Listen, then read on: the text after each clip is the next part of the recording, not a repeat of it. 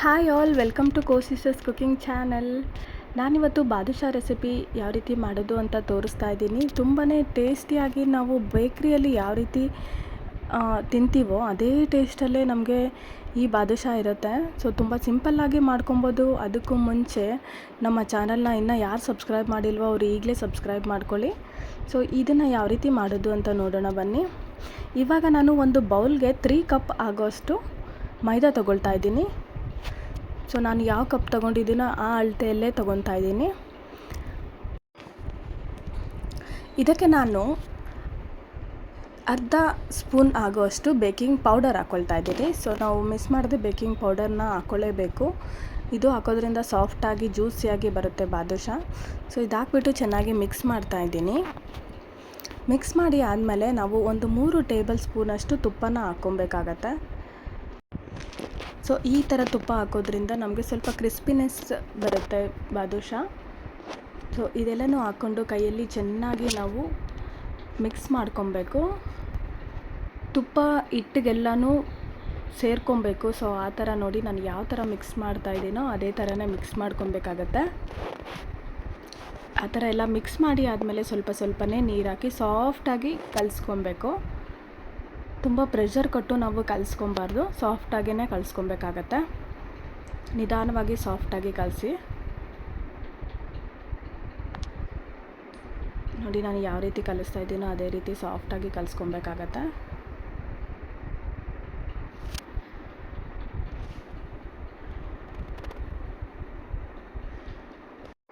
ಚಪಾತಿ ಹಿಟ್ಟು ಕಲಿಸೋ ಥರ ಇದು ಪ್ರೆಷರ್ ಕೊಟ್ಟು ನಾದ್ಕೊಬಾರ್ದು. ಇದನ್ನು ತುಂಬ ಲೈಟಾಗಿ ಇದನ್ನು ನಾವು ಕಲಿಸ್ಕೊಬೇಕಾಗತ್ತೆ. ನೋಡಿ ನಾನು ಯಾವ ರೀತಿ ಸಾಫ್ಟಾಗಿ ಕಲಿಸಿದ್ದೀನೋ ಅದೇ ರೀತಿ ಕಲಿಸ್ಕೊಬೇಕು.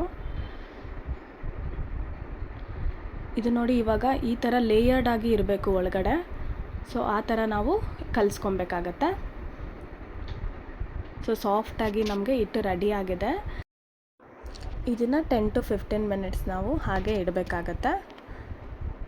ಇದಾದಮೇಲೆ ನಾನು ಶುಗರ್ ಸಿರಪ್ ರೆಡಿ ಮಾಡೋದಕ್ಕೆ ನಾನು ಮೈದಾನ 3 ಕಪ್ ಆಗೋಷ್ಟು ಇದೇ ಕಪ್ಪಲ್ಲಿ ತೊಗೊಂಡಿದ್ದೆ. ಅದೇ ಕಪ್ಪಲ್ಲೇ ನಾನು ಶುಗರ್ನ 2 ಕಪ್ ಆಗೋಷ್ಟು ಹಾಕ್ಕೊತಾ ಇದ್ದೀನಿ.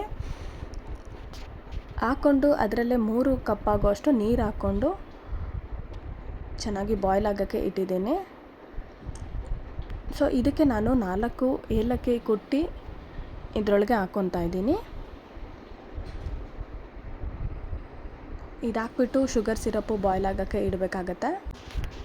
15 ಮಿನಿಟ್ಸ್ ಆದಮೇಲೆ ನಾವು ಹಿಟ್ಟನ್ನ ತೊಗೊಂಡು ಬಾಲ್ ಸೈಜ್ ಅಷ್ಟು ತೊಗೊಂಬಿಟ್ಟು ಸೆಂಟರಲ್ಲಿ ಹೋಲ್, ನಾನು ಯಾವ ಥರ ಮಾಡ್ತಿದ್ದೀನೋ ಅದೇ ಥರ ಹೋಲ್ ಮಾಡಬೇಕಾಗತ್ತೆ.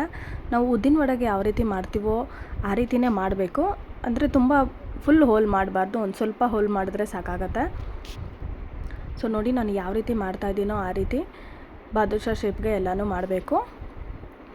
ಸೊ ಇದೇ ಥರನೂ ಎಲ್ಲನೂ ನಾವು ರೆಡಿ ಮಾಡಿಕೊಂಡು ಇಟ್ಕೊಬೇಕಾಗತ್ತೆ.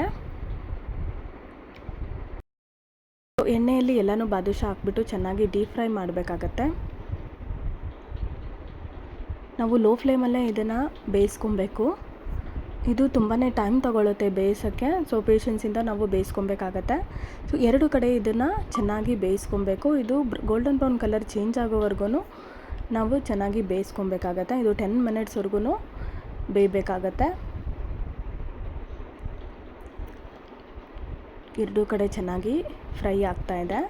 ಈಗ ಕಲರ್ ಚೇಂಜ್ ಆಗಿರೋದು ನೀವೇ ನೋಡ್ತಾ ಇದ್ದೀರಾ. ಇವಾಗ ನಮಗೆ ಬಾದುಷಾ ರೆಡಿಯಾಗಿದೆ. ಸೊ ಫ್ರೈ ಆಗಿ ರೆಡಿಯಾಗಿದೆ. ಇವಾಗ ನಾನು ರೆಡಿ ಮಾಡಿರೋವಂತಹ ಪಾಕದಲ್ಲಿ ಡೈರೆಕ್ಟಾಗಿ ಇದನ್ನು ಪಾಕಕ್ಕೆ ಹಾಕ್ತಾಯಿದ್ದೀನಿ. ಪಾಕನೂ ಬಿಸಿ ಇರಬೇಕು. ಸೊ ಅದೇ ಪಾಕದಲ್ಲೇ ನಾನು ಹಾಕ್ತಾಯಿದ್ದೀನಿ. ಸೊ ನೋಡಿ ಹಾಕ್ಬಿಟ್ಟು 2 ಕಡೆ ಚೆನ್ನಾಗಿ ಡಿಪ್ ಮಾಡಬೇಕಾಗತ್ತೆ. ಸೊ ಇದನ್ನು ಒಂದು 5 ಮಿನಿಟ್ಸ್ ನೆನೆಯೋಕ್ಕೆ ಬಿಟ್ಟರೆ ಸಾಕು. 5 ಮಿನಿಟ್ಸ್ ಬಿಟ್ಟು ಅದನ್ನು ಒಂದು ಬೌಲಲ್ಲಿ ತೊಗೊಂಡ್ರೆ ನಮಗೆ ಬಾದುಷಾ ರೆಡಿಯಾಗಿರುತ್ತೆ.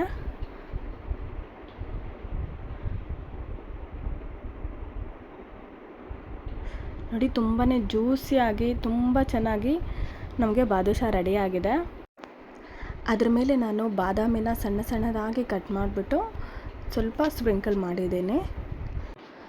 ಬೇಕ್ರಿಯಲ್ಲಿ ಯಾವ ರೀತಿ ಇರುತ್ತೋ ಅದೇ ಟೇಸ್ಟಲ್ಲೇ ನಮಗೆ ಜ್ಯೂಸಿಯಾಗಿ ತುಂಬಾ ಚೆನ್ನಾಗಿರುತ್ತೆ. ತುಂಬ ಈಸಿಯಾಗಿ ಮಾಡ್ಕೊಬೋದು.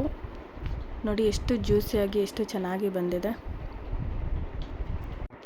ಇದೇ ರೀತಿ ರೆಸಿಪೀಸ್ಗೋಸ್ಕರ ನಮ್ಮ ಚಾನಲ್ನ ಸಬ್ಸ್ಕ್ರೈಬ್ ಮಾಡಿ, ಲೈಕ್ ಮಾಡಿ, ಶೇರ್ ಮಾಡಿ, ಬೆಲ್ ಬಟನ್ ಪ್ರೆಸ್ ಮಾಡಿ. Thanks for watching.